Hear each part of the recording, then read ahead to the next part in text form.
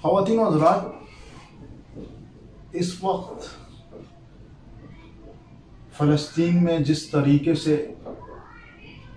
हमारे मुसलमान बच्चे, मुसलमान बहनें, मुसलमान भाई, मुसलमान माएँ, जिनका खून बह रहा है, अफसोस का मकाम है कि 57-58 ममालिक के होते हुए जो मुसलमान ममालिक उनके आगे पीछे हैं इसराइल के, उस छोटे से इसराइल जो है वो फ़लस्तीन पर काबिज़ आया हुआ है और वो हमारे मुसलमानों का खून बहा रहा है, हमारे मजलूम मुसलमानों का खून रेज़ी कर रहा है। अभी मुझे एक खबर मिली कि वहाँ के हॉस्पिटल पर भी बमबारी कर दी फ़लस्तीन में, यानी इस हद तक गिर गया, छोटे छोटे मासूम बच्चों को मारा जा रहा है। सबसे बड़ी दहशतगर्दी तो ये है जो इसराइल कर रहा है, यहूदी कर रहे हैं जो ये इसराइल। जिस चीज़ का अमेरिका यहाँ पे रोना पीटता है कि टेररिस्ट, असल तो टेररिस्ट तो ये यहूदी हैं। अब हमें तो ये देखना है कि हमें किस तरीके से अपने मुसलमान भाई की मदद करनी है। अभी हम मजबूर हैं कि हम वहाँ जाके मदद नहीं कर सकते, मगर अपनी ज़ुबान के ज़रिए उनके लिए दुआइया कलमात तो भेज सकते हैं। दुआ तो कर सकते हैं अल्लाह के दरबार में कि अल्लाह हमारे मुसलमान भाइयों की मदद फरमा।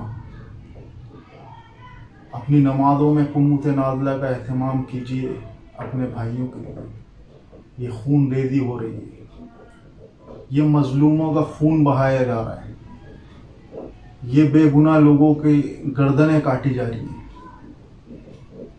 ये बहुत सख्त मामला है मुसलमानों के लिए। ये आजमाइश है कि इस वक्त वो अपने भाई, फ़लस्तीनी भाई के साथ मौजूद नहीं है, जबकि 57-58 ममालिक गालिबन मुसलमान इस वक्त दुनिया में हैं, मगर कोई फ़लस्तीन के साथ नहीं खड़ा हो सकता।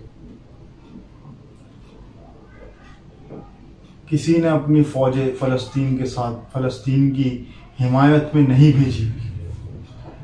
गैरत नहीं है किसी को, गैरत मर चुकी।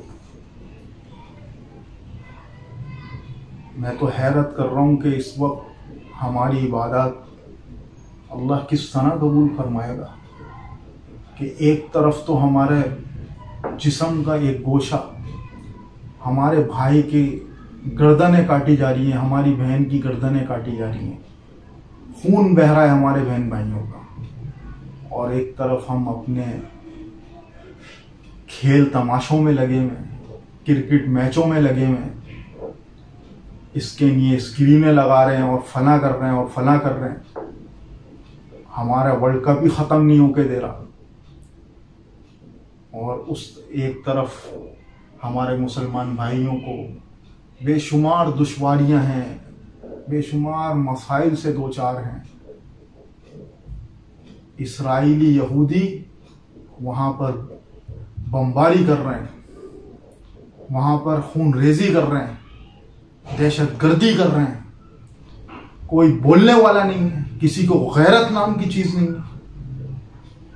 हमें ये चाहिए कि हम हर इसराइली प्रोडक्ट, हर यहूदी प्रोडक्ट को बिल्कुल इस्तेमाल ना करें, बल्कि आज से ये तहैया कर लें कि इस प्रोडक्ट को आइंदा पूरी ज़िंदगी इस्तेमाल करना ही नहीं है। सिर्फ अभी नहीं, आइंदा करना ही नहीं है। चाहे वो मैकडोनल्ड हो, चाहे वो KFC हो, चाहे वो हरदीस हो, चाहे वो बर्गर किंग हो, चाहे वो पिज़्ज़ा हट हो, आपको बिल्कुल इस प्रोडक्ट का बायकॉट करना है।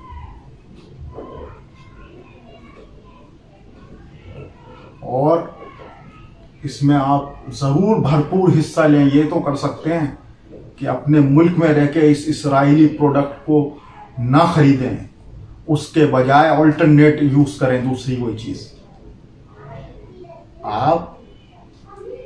अगर आप ये चीज़ प्रोडक्ट, उनकी बनाई हुई प्रोडक्ट यूज़ करते हैं तो समझ लें अपने भाई की गर्दन काटने में आप भी मुआविन बन रहे हैं, आप भी इसमें शामिल हैं, क्योंकि आप वो प्रोडक्ट खरीदते हैं और उसकी फंडिंग से ये यहूदी हमारे भाइयों को मार रहे हैं।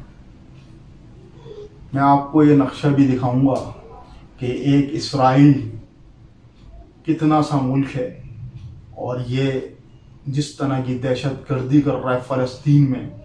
आप ये नक्शा भी देखिए, ये मैं नक्शा आपको दिखा रहा हूँ।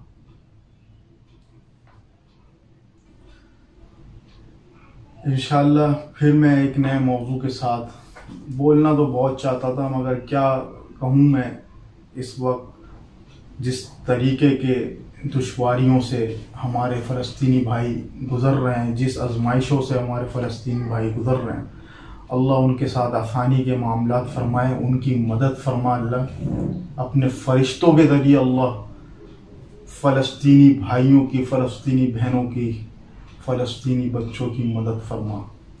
या अल्लाह तो अपनी दरबार से उनके लिए मदद के परवाने भेज दे।